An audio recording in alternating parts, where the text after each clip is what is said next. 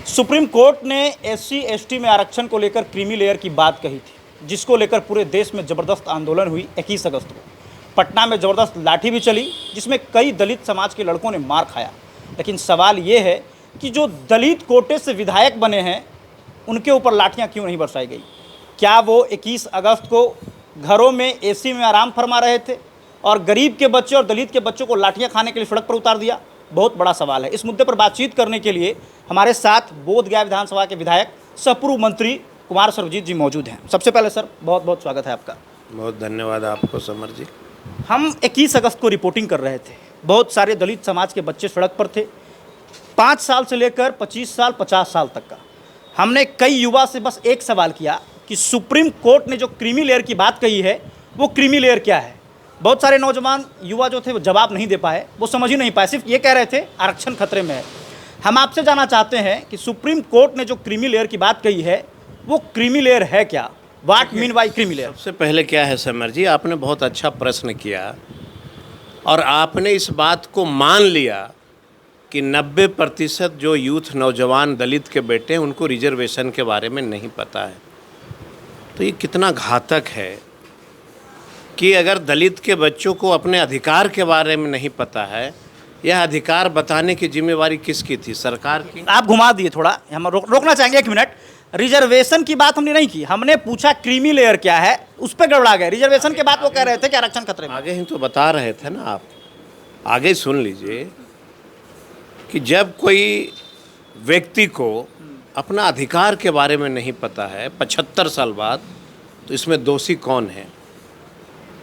क्या वह दलित का नौजवान बेटा दोषी था या सरकार दोषी है?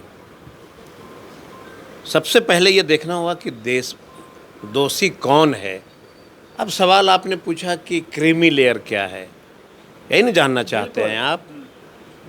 अब ये जान लीजिए कि अभी सरकार ने सर्वे किया, सरकार ने यह मान लिया सर्वे में कि 95% दलित पिछड़ों की हालात वही है जो 70 साल पहले था। सरकार ने माना ना। अगर सरकार नहीं मानी होती तो सरकार ने ये घोषणा क्यों किया कि आपकी हालत बहुत ख़राब है, हम 5 लाख रुपया देंगे आपको? ये घोषणा किया ना सरकार ने। तो जब कोई सरकार स्थिति देख लेती है कि दलितों की क्या स्थिति है, उसके बाद कोई ना कोई स्कीम्स आते हैं। अब जो है एक फ़ैसला आया, चूँकि सर्वोच्च न्यायालय है, उनका फ़ैसला सर्वोपरि होता है, उसमें हमको आपको कोई भी व्यक्ति उनके फ़ैसले पे कोई टीका टिप्पणी नहीं। लेकिन मेरा एक बात सिर्फ आपको उदाहरण स्वरूप कि बिना अधिकार का अभी तो माननीय उच्च न्यायालय ने अधिकार दे दिया ना राज्यों को, बिना अधिकार का माननीय मुख्यमंत्री बिहार के दलितों को 2 भाग में बांटा। क्यों बांटा? ये बड़ा प्रश्न है कि क्या नीतीश कुमार जी अपने कुर्सी के लालच में रामविलास पासवान को सबक सिखाने के लिए पासवानों को कहा दलित रहो, बाकी को कहा महादलित हो जाओ? अब इसमें देखिए नुकसान कहाँ हुआ, इसके बाद मैं बताऊंगा फैसला आया उससे नुकसान कहाँ हुआ। जब माननीय मुख्यमंत्री ने कहा कि दलित और महादलित हो जाओ, पासवान को कहा कि तुम दलित हो जाओ, बाकी को कहा महादलित हो जाओ। महादलित मिशन, उसके तहत कई योजनाएं, लेकिन वह योजना पासवान के गांव में नहीं। लेकिन है वह दलित, लेकिन उस योजना का लाभ पासवानों के गांव में नहीं। टोला सेवक और विकास मित्र बहाली हुई 44,000,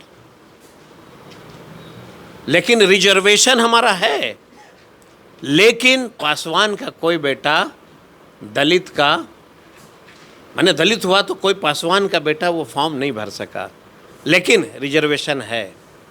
इस बात को समझिए कि जब बिना फैसला का मुख्यमंत्री ने इतनी बड़ी फैसला लिया कि एक किसी नेता को सबक सिखाने के लिए दलित और महादलित का निर्माण कर दिया।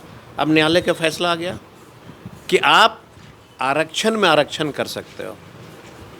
तो आरक्षण में आरक्षण तो पहले मुख्यमंत्री ने कर ही दिया, पासवानों को वंचित कर दिया। अब अगर गलती से रविदास भी वोट नहीं देगा मुख्यमंत्री को, चौधरी भी वोट नहीं दे मुख्यमंत्री को, तो मुख्यमंत्री तो फैसला ले लेंगे कि तीनों को दलित बना दो, बाकी को महादलित बना दो। ये फैसला का परिणाम के बारे में कल्पना कर लीजिए कि अगर एक रामविलास पासवान जी को सबक सिखाने के लिए फैसला हुआ, तब तो अब जो भी मुख्यमंत्री बनेंगे कोई ना कोई दलित का जो है हक को फैसला ले लेंगे कि भाई इसको रिजर्वेशन में हो, लेकिन ये योजना का लाभ सिर्फ तुम्ही को मिलेगा। अब आ जाइए, जैसे मुख्यमंत्री जी ने कहा, ये जीतन राम मांझी जी ने कहा, देश के कैबिनेट में मंत्री हैं, उन्होंने कहा कि 4 जातियां मलाई खा रही है 70 वर्षों से।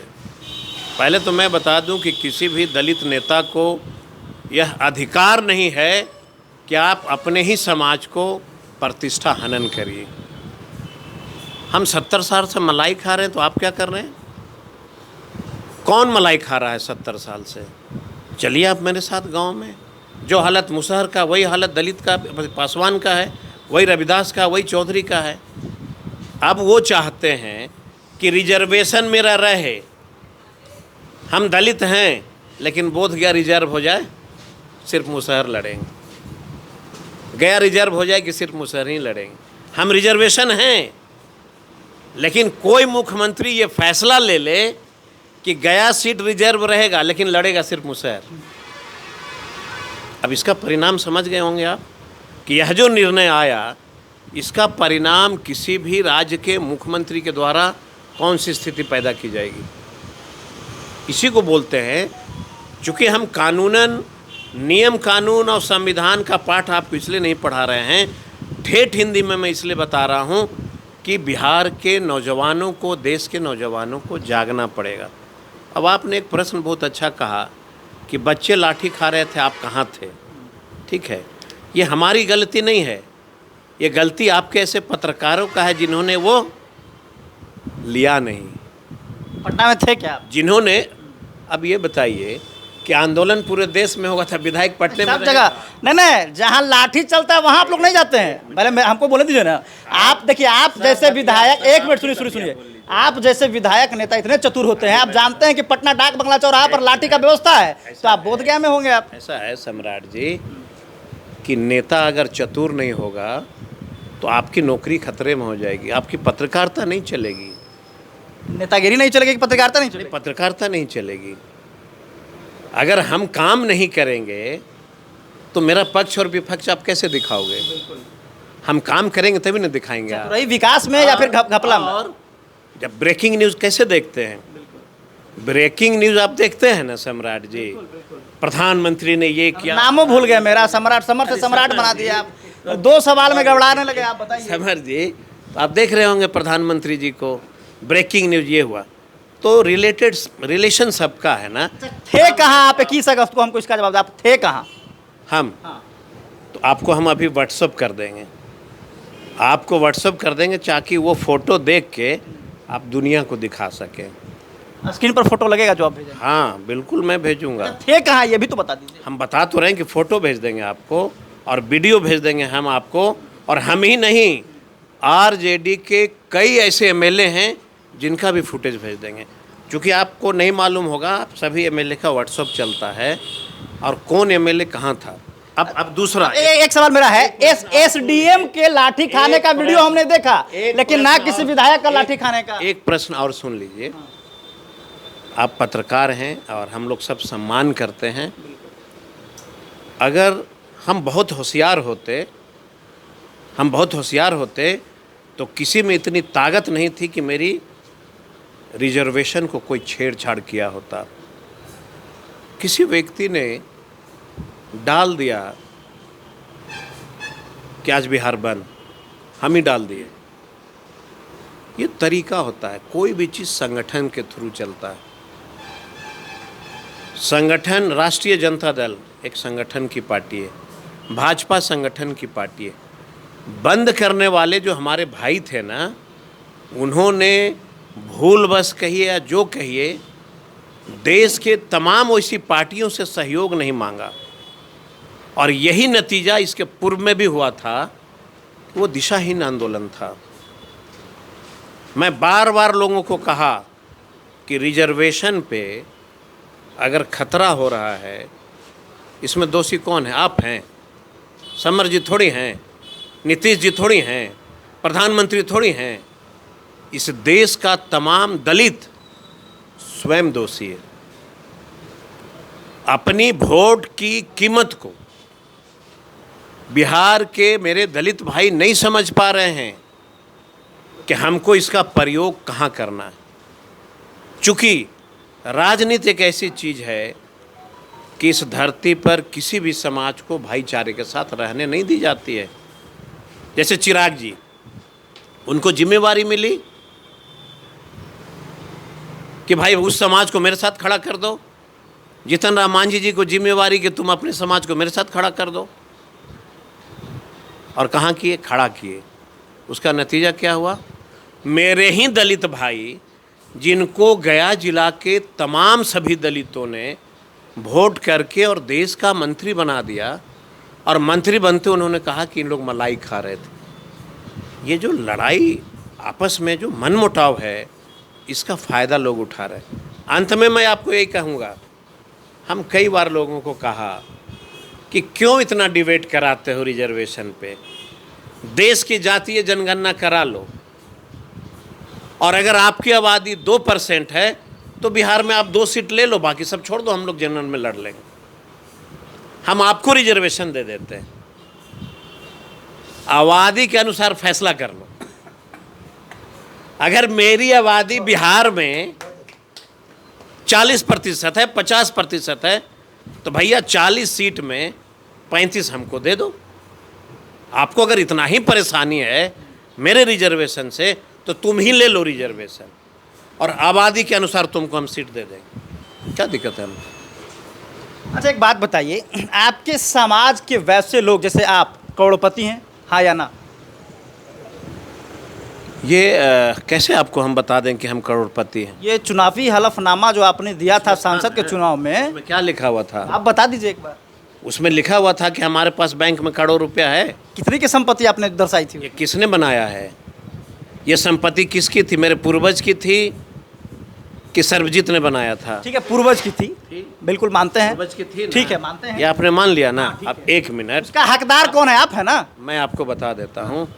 हम हैं करोड़पति, जीतन राम मांझी जी हैं करोड़पति, और वगैरह वगैरह जितने बिहार में दलित जो चुनाव लड़ रहे हैं, सबको आप हटा दीजिए, हमारा रिजर्वेशन छीन लीजिए, हमको कोई दिक्कत नहीं।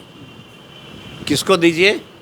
गरीब को दीजिए। आप दे दीजिए गरीब को, और गरीब को दे के उसको एमएलए बना दीजिए, ताकि समर बाबू ऐसा व्यक्ति सदन में खूब बोले और मेरा बेचारा अनपढ़ दलित भाई जीत के जाए मुंह टुकुर टुकुर ताके, मुंह टुकुर, जो आपको फैसला लेना रहे आप लेते रहे। जो आपका विधायक का जितना जो फंड आता है उनको इसमें मिलेगा। भी बड़ी साजिश है। क्या? इतनी बड़ी ये साजिश हुई कि कुछ लोग चाहते हैं कि दलित का वैसा बेटा जो अनपढ़ सदन में जीत के आ जाए, और जो मैंने जो गरीब है वो अनपढ़े है, मैंने जो गरीब है वो अनपढ़ है, गरीब भी पढ़ा लिखा हो सकता है सर। सुन लीजिए, घुमाइए नहीं आप। यहाँ बात गरीबी की नहीं है, यहाँ बात है कि देश के प्रधानमंत्री से आंखों में आंखें डाल के बात कौन करेगा? जो पढ़ा लिखा होगा करेगा ना? नहीं करेगा, बिल्कुल तो फिर जीतन राम मांझी जी को हटा दीजिए, चिराग जी को हटा दीजिए। तो आप तो कहते हैं कि चिराग जी दलित नहीं हैं, आप कई जगह बयान दिए हैं आप। देखिए, मैंने कभी नहीं कहा कि चिराग जी दलित नहीं है। मैंने कहा कि सत्ता के सुख में दलित की स्थिति को वो नहीं समझ पा रहे। सत्ता के सुख में, अगर आपको सत्ता का इतना सुख लेना होगा तो फिर दलित की बात करनी पड़ेगी। लड़ाई तो इसकी है ना, इस बात की लड़ाई है। जीतन राम मांझी जी ने कई बार बयान दिया कि लालू जी के यहाँ पैसा का बंटवारा होता था।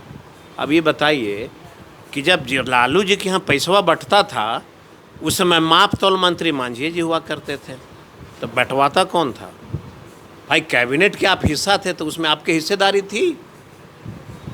जब मलाई खा रहे थे आप तो ठीक था, अब लालू जी बुरे हो गए। सब नहीं चलता है। सत्ता का सुख पाने के लिए बहुत सारे लोग बड़ी तरह की बातें करते हैं, उस पर नहीं जाना है। अच्छा, एक अभी बात आ गई, जीतन राम मांझी ने तेजस्वी यादव को लेकर बयान दिया है, एक चिड़िया वैसी है जिसे दिन में दिखाई नहीं देता। इस पर क्या कहेंगे आप? इसलिए मांझी जी बोलेंगे, क्योंकि क्योंकि मांझी जी अब दलितों की राजनीति नहीं करते हैं, अब पिछड़ों की राजनीति नहीं करते हैं। तो गरीब का आँख है कि नहीं है, इसका फैसला कौन करेगा? मांझी जी न करेंगे। जो गरीब की बात ही नहीं करेगा, उसको गरीब के बात करने वाले हर व्यक्ति अंधा दिखेगा। ये कैसे आप कह सकते हैं वो गरीबों की बात नहीं करते हैं, दलितों की बात नहीं करते हैं? कहाँ किए हैं? बाहर इलेक्शन हम आपको खोजते रहे कि जरा हमको और मांझी जी को बैठा के डिबेट कराओ कि गया में क्या क्या हुआ है, तो आप काहे नहीं कराए? तो समय नहीं मिल पाया उनके पास समय नहीं मिल पाया। अभी कोई बात हुआ? अरे भैया हम करिएगा डिबेट, नहीं नहीं अभी आप करिएगा डिबेट, चैलेंज करिएगा मांझी जी को। बिल्कुल। कहिए क्या कहेंगे आप? किनको? मांझी जी से डिबेट करना चाहते हैं? गया के विकास के लिए देश के हर वैसे मंत्री जो बिहार के राष्ट्रीय जनता दल के किसी भी मंत्री से विधायक से डिबेट करे। तो अब इनका 5 साल पूरा होने दीजिएगा तब ना, अभी तो हाल फिलहाल में सांसद बने, आप हिसाबे लेवे लगिएगा। ये 5 साल है, 40 साल से मंत्री विधायक रहे हैं, या 5 साल ही जोड़िएगा? 40 साल से न रहे हैं, मुख्यमंत्री रहे हैं, मंत्री रहे हैं, क्या नहीं रहे? मंत्री कितना दिन रहे? सर्वजीत 17 महीना रहा ना, तो 400 करोड़ का फतेहपुर में दिया कि नहीं दिया? तो एमपी बने, देखिए वहाँ कॉरिडोर बनवा रहे हैं, क्या क्या विकास करवा रहे हैं। दैनिक जागरण पढ़े हैं कि नहीं आप? वह भी हम आपको व्हाट्सएप पे भेज देंगे कि वह कॉरिडोर का समाचार कब निकला था। आज से 7 साल पहले निकला था, 6 साल पहले निकला था, और अभी जो है पिछले साल भी इसका दैनिक भास्कर में विस्तार से छपा था कि ये कॉरिडोर है क्या, ये कॉरिडोर है क्या।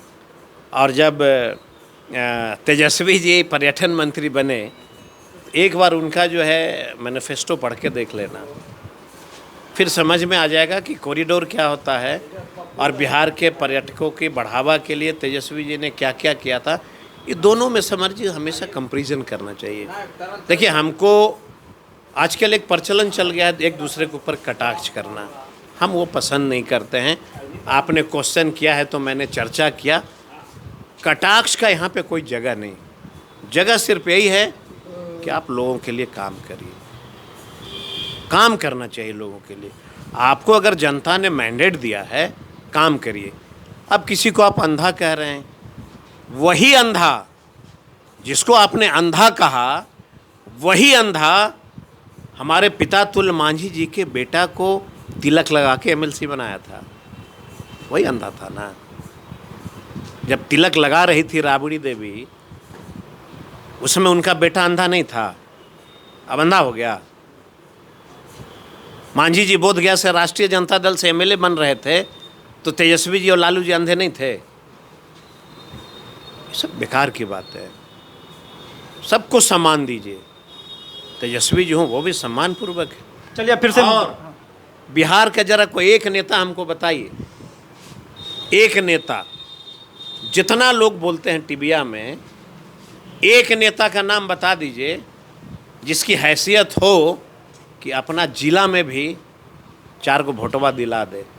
अरे 32 साल का लड़का है पप्पू यादव, 32 साल का लड़का पूरे बिहार में ने कैंपेनिंग किया है। कोई नेता, विजय जी हैं, विजय सिन्हा कितना भाषण देते हैं, देते हैं ना? हैं कैंपेन किया, सिटवा क्या गोला है सो बताइए ना। परसेंटेजवा देखेगा वोटवा का। कल तक नीतीश जी का कैगो सीटवा था, कल तक भाजपा का कैगो। 57 साल जब सत्ता चल रही थी कांग्रेस की, तो भाजपा के कितने सीट थे मेरे भाई? पूर्णिया में आपका क्या स्थिति था, भुला गए क्या? था, अच्छा था, बिल्कुल। चैलेंज करके हरा दिया पप्पू यादव, पूरा विधायक को उतार के आप लोग जो है कैंपेन करवाए। नहीं, आपको मालूम नहीं है, फैसला जनता देती है, विधायक कोई फैसला नहीं देता। हम जो यहाँ बैठे हैं, या कोई अपने बड़ी खूबसूरत चेहरा लेके हम नहीं बैठे हैं, ये जनता का मैंडेट होता है। जनता चाहती है तो हारता है, जनता चाहती है तो जीतता है। चलिए फिर से मुद्दे पे आते हैं। जो सुखी और संपन्न हो चुके हैं दलित समाज में, अच्छे पद पे जा चुके हैं आरक्षण का फ़ायदा लेकर, अच्छी खासी उनकी आर्थिक स्थिति ठीक हो गई है, उन्हें आरक्षण छोड़ना चाहिए कि नहीं? हम तो कह रहे हैं कि हम सबको आरक्षण छोड़ देंगे। मैं आपको कहता हूं कि पूरे देश के दलित रिजर्वेशन छोड़ने को तैयार हैं, जातीय जनगणना के आधार पर करा दो। आरक्षण जाति के आधार पर मिलनी चाहिए या आर्थिक आधार पर मिलनी चाहिए? दोनों है। कहाँ दोनों है भाई? क्यों नहीं रहेगा? क्यों? तो मुशहर जाति उनकी आर्थिक स्थिति, दोनों भाई मिल गया। आप जाति में देखिए ना कि आर्थिक तौर पर पिछड़ा कौन है।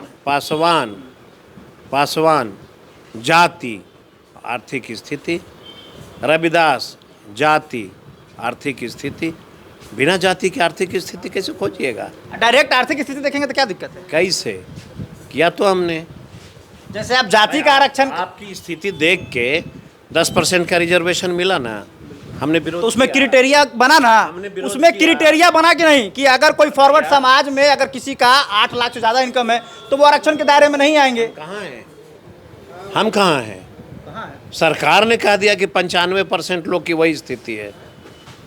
हाँ तो दीजिए आप। तो मैंने आप एमएलए बन जाना मतलब कि आर्थिक स्थिति से मजबूत काला जाता है। हमने ऐसा कहा उनकी संपत्ति की जांच होनी चाहिए कि वो कितने संपन्न है, उसके बाद उनको आरक्षण मिलना चाहिए। बिल्कुल। आप एक वे में कहिए, क्या आप इस चीज को मानते हैं कि जाति के आधार पर नहीं बल्कि आर्थिक आधार पर आरक्षण नहीं मानते हम सिर्फ इतना ही मानते हैं कि अगर आपको इतनी तकलीफ है तो जनगणना करा दो, किसकी जितनी आबादी है उसके हिसाब से रिजर्वेशन करा दो। कहाँ दिक्कत है? हम आपको देने के लिए तैयार हैं। बिहार में दलित समाज के इतने सारे विधायक हैं, उसमें से ये आप हमको बता दीजिए कि ऐसे कितने % विधायक हैं जिनकी आमदनी जो है वो साल का 10 लाख 8 लाख से कम है? 90% से ज़्यादा है। हाँ जी, ये आंकड़ा कहीं गलत तो नहीं है? 90%। लोग देख रहे हैं, कमेंट करेंगे फिर। 90% से ज़्यादा है। सब गरीबे हैं 90% के लगभग। बिल्कुल, मैं दावे के साथ कह सकता हूँ। आप भी 90%। तो आपके जैसा जो विधायक सफारी से चले और वो अगर गरीब कहलाए तो ऐसा गरीब तो यहाँ पे हम लोग सब बनना चाहते तो सफारी से ही चलते हैं हम तो। 90% हैं। आप गरीब हैं और सफारी से चलते हैं। हम तो सफारी पर किसी तरह चल रहे हैं ना। सफारी से किसी तरह 90% अपर कास्ट के लोग 50 लाख से नीचे की कोई गाड़ी से नहीं चलते। 90%? हाँ जी। मेरे पास तो वो वैगनार है 7 लाख की गाड़ी। सवाल अभी नेता का ना आपने किया। बिल्कुल, हाँ ठीक है। सवाल नेता का किया ना आप। अब वैसे काउंट कराओगे तो अभी हम 10 गांव घुमाएंगे, हमको सफारी कह रहे हो, बाकी 90% लोगों के यहाँ तो साइकिल भी नहीं है। इसीलिए तो कह रहे हैं कि आर्थिक आधार पर आरक्षण मिलनी किस चाहिए। बात का? किस बात का? इस बात का क्योंकि पहले सुनिए मेरी बात, एक बात, इसलिए क्योंकि दलित समाज में आपके जैसे लोग जो संपन्न हैं आरक्षण का असल फायदा वही ले पा रहे हैं, लेकिन आज जो गरीब है। गलती किसकी है? अब आप बताइए किसकी गलती? आप बता दो गलती किसकी है? आप बताइए किसकी गलती? आप जैसे लोगों की, आपके समाज के लोग SC ST कल्याण मंत्री बनते हैं, कितने लोगों को जो है वो। समझ जी, बात को समझिए। आप हमको एजुकेशन में, आप मतलब अपना नहीं लीजिएगा, आप रिजर्वेशन में की बात कह रहे हैं कि हम बहुत आगे बढ़ गए। हमको एजुकेशन आपने दिया है तो बता दीजिए। और एजुकेशन देने वाले कौन अधिकारी हैं? दलित का बेटा, पिछड़ा का बेटा, कितने लोग अधिकारी है? सारी गलती आपकी है। हम 0% हैं। आज बिहार में सिर्फ आप बता दो कि जितने मंत्रालय हैं उसमें दलित प्रधान सचिव कितने हैं और बाकी लोग कितने, जरा आप बता दो काउंट करके। आप ही बता दो। आंकड़ा निकालना पड़ेगा। निकाल लो। और नहीं, इसी जिला में गरीब, दलित, पिछड़ा थानेदार कितने हैं, DSP कितने हैं, सब आप खोज के बता देना। फिर हमको कह देना, हम अगर आंकड़ा निकल जाएगा, अगर उसमें हम 2% में भी कहीं बैठेंगे तो भी आपके समर्थन में। थानेदार और डॉक्टर और इंजीनियर भी जो है वो जाति देख के बनाया जाए क्या? ये सरकार, या काबिलियत पे बननी चाहिए? ये सरकार की यही परिस्थिति है, यही परिस्थिति है। हम जब विद्वान होकर के बन के आए हैं तो आप कनखी मारते हैं कि ये रिजर्व सीट से आया है। वही नंबर हम लेके आते हैं और वही नंबर आप लेके आते हैं, और आप चले आते हैं कि हम रिजर्वेशन से आए हैं। तो ये धारणा आप खत्म कर दीजिए। क्या कहेंगे? ये दिखाइए यहाँ पे, ये राजद के प्रखंड अध्यक्ष। उच्च न्यायालय में जज 99.5% आखिर ब्राह्मण ही क्यों है? आप बता सकते हैं? ये तो जनता जवाब देगी आप। नहीं, मेरा सुनिए ना। आप उच्च वर्ग के 10% के आरक्षण में कितना आर्थिक स्थिति पर आपको मिलता है पता है? और बैंकवर्ड के कितना पर मिलता है? आखिर ये दोहरी नीति कहाँ से है? बैकवर्ड को कितना मिलता है उसकी बात नहीं कर रहे हैं। दलित जो सुखी संपन्न है वो भी तो आरक्षण का फायदा ले रहे हैं। ये बताता हूँ, ये कहाँ का नीति है देश का? ये देश के नेताओं से मैं पूछना चाहता हूँ, नेता तो बैठे हुए हैं, पूछिए आप। ये अगर कानून बनाए होंगे तो इनसे भी पूछना चाहता हूँ कि आप उच्च वर्ग के लोगों को 8 लाख तक अगर आय करेगा तो वो गरीब है, लेकिन पिछड़ा का बेटा अगर 2 लाख कमाता है तो वो अमीर हो गया। जो दलित में 2 करोड़ कमाता है, सुनिए ना मेरा बात। जो दलित में 2 करोड़ कमाता है वो भी आरक्षण का फायदा ले रहा है, इस पर भी तो सवाल करिए आप। मेरा सुनिए ना, ऐसे लोगों को आरक्षण छोड़ना चाहिए कि नहीं? नहीं, जो एक साल में 2 करोड़ कमा रहे हैं। मेरे नेता माननीय अभी कुमार सुरजीत जी बोल चुके हैं कि आप आर्थिक स्थिति को देखिए। नहीं बोल रहे हैं ये कह रहे हैं जाति देखिए आप, नहीं बरगलाइए नहीं, जाति और आर्थिक दोनों तो आप आर्थिक की बात कर रहे हैं। बताइए, मैं आपको ये बता देना चाहता हूँ समर जी कि रिजर्वेशन के मतलब को समझिए। रिजर्वेशन कोई आर्थिक जनगणना नहीं है। रिजर्वेशन का मतलब था बराबरी में बैठने का। इस बात को आप समझिएगा ना, आप उसको लड़ाई को ट्विस्ट कर रहे हैं। आरक्षण का मतलब था छुआछूत। तो छुआछूत अभी भी है क्या? नहीं है। कहाँ है? कहाँ है? सच कहिएगा तो, नहीं तो हम 4-5 गांव ले चलेंगे। एकदम चलिए ना, हम तो तैयार हैं। हम तो ले चलेंगे, समय आने दीजिए, जो समय आने दीजिए। अब छोड़िए, अभी नहीं बोलेंगे, अब उतना बोलवाने में दिक्कत है। अगर छुआछूत नहीं होता तो वही मांझी जी गए दरभंगा में मंदिर धो दिया। आपने बोले हो, हम नहीं बोले हैं, उन्होंने खुद बोला उन्होंने। और संजोग से इलेक्शन के पहले अयोध्या चले गए। तो अयोध्या जब गए तो उनका फुटेज देखिएगा, चेक करिएगा। मंदिर से 1.5 किलोमीटर दूर पे वो दर्शन कर रहे थे। इतना मोटा मोटा फीता बांध के कुछ लोग गए थे, वो मंदिर के गेट पे खड़ा होकर दर्शन कर रहे थे। तो ये विषय नहीं है चर्चा का। विषय क्या है कि जो दलित भाई हैं, बाबा साहब अम्बेडकर ने ये कभी नहीं कहा था कि रिजर्वेशन मतलब आर्थिक। ये बराबरी का दर्जा कैसे प्राप्त हो जाए, हम और आप एक साथ थाली में कैसे खाने लगे, हम और आप एक साथ कैसे बैठने लगे, हम बराबर में खड़ा हो जाना चाहते हैं। इसको बोलते हैं ना रिजर्वेशन। और आज भी दलित परिवार जो है बराबरी में नहीं खड़ा हुआ। जैसे आप जिस मोहल्ले में रहते हैं उसके पीछे मुसहर रहते हैं, दलित रहते हैं, आप एक अच्छे मकान में रहते हैं, वो बेचारा नहीं रहता है। हमारा तो किसी भी सरकार का प्रयास यही है कि हम उसको आपके बराबर में खड़े कर दें। इसके लिए रिजर्वेशन होता है। आप कह रहे हैं कि रिजर्वेशन, आपको 50 लाख का घर हो गया तो रिजर्वेशन छोड़ दीजिए। क्यों छोड़ देंगे? हम खड़े होकर के और अपने बराबर साथ बैठने वाले भाइयों को भी बराबर में लाएंगे। और जब सब एक समान हो जाएगा तो अपने आप सब कुछ मिट जाएगा। इसको बोलते हैं ना रिजर्वेशन। यहाँ लेकिन लड़ाइयाँ चल रही हैं, 25 तरीके की लड़ाइयाँ होती, इसको रिजर्वेशन नहीं बोलते हैं। रिजर्वेशन का मतलब सिर्फ है कि हम बराबर में खड़े हो जाए, इसको बोलते हैं रिजर्वेशन। 21 अगस्त को दलित नौजवान युवाओं पर लाठियाँ किसके आदेश पर जो है वो बरसाई गई? यह भी चर्चा का विषय नहीं है। 2 चीज़ मैं हमेशा बोलता हूँ कि इस देश में जो नेता, चर्चा का विषय इसलिए नहीं है क्योंकि वो कोई नेता विधायक के बेटे नहीं पिटा है, इसलिए चर्चा का विषय नहीं है। आपने इसको ट्विस्ट कर दिया। मैं क्या कहने जा रहा था सुन लेते, तब आप प्रश्न खड़ा करते। मैंने एक बात सदैव कहा है लोगों को कि जो व्यक्ति दलित की बात करेगा वह लाठी खाएगा, जो व्यक्ति दलित पिछड़ों की बात करेगा वह बेउर जेल जाएगा। ठीक है, तो फिर ये प्रश्न कहाँ आया कि जो लाठी खा रहे थे वह कौन थे? ये प्रश्न आएगा। मैं तो जानता हूँ कि हम उसी के लिए जन्म लिए। ये जो लोग बैठे हैं, इस घर में जन्म लिए हैं, इनको लाठियाँ खानी पड़ेगी। जो सामाजिक न्याय का बात करेगा सर वो जेल जाएगा, चाहे वो कोई भी हो। चाहे कोई भी हो। जो सामाजिक न्याय की बात करेगा, मतलब कि जो गरीबी की बात करेगा वह लाठी खाएगा और जेल खाएगा। ये लिखा हुआ है। आप इतिहास के पन्ने को उलट के देखो कि जो लोग दलितों की बात किया है वो जेल गया है कि नहीं गया है। रामविलास पासवान जी थे ना दलित का नेता, दंगा हुआ था 84 में, उनके घर में आग लगाया गया था दिल्ली में, और किसी का घर जला था क्या? मैंने बहुत सारे इतिहास हैं कि जो इस घर में जन्म लेगा सर उसको लाठी खाना पड़ेगा। चूँकि अभी लंबा संघर्ष है, अभी तो 75 साल हुआ है। 75 साल में ही सरकार ने मान लिया है कि 95% आबादी वाले लोग अभी डेवलप नहीं किए, तो लाठी खाना पड़ेगा ना।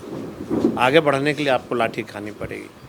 चलिए, तो बहुत ज़्यादा समय हो गया। देखिए, रिजर्वेशन को लेकर जो भी सवाल था हमने इनसे किया, और बाकी आपको कैसा लगा, इनका बात सुनकर क्या कुछ कहना चाहेंगे? कुमार सर्वजीत ने जो बात कही उसको लेकर आप कितना संतुष्ट हैं? इन्होंने स्पष्ट रूप से कहा है कि अभी कहाँ, आरक्षण तो लंबा चलेगा, जब तक लोग एक साथ एक थाली में बैठकर खाएंगे नहीं तब तक जो है वो आरक्षण लोगों को मिलते रहना चाहिए। चलिए, तो जेके न्यूज़ 24 मैं सुमन राठौर, गैस।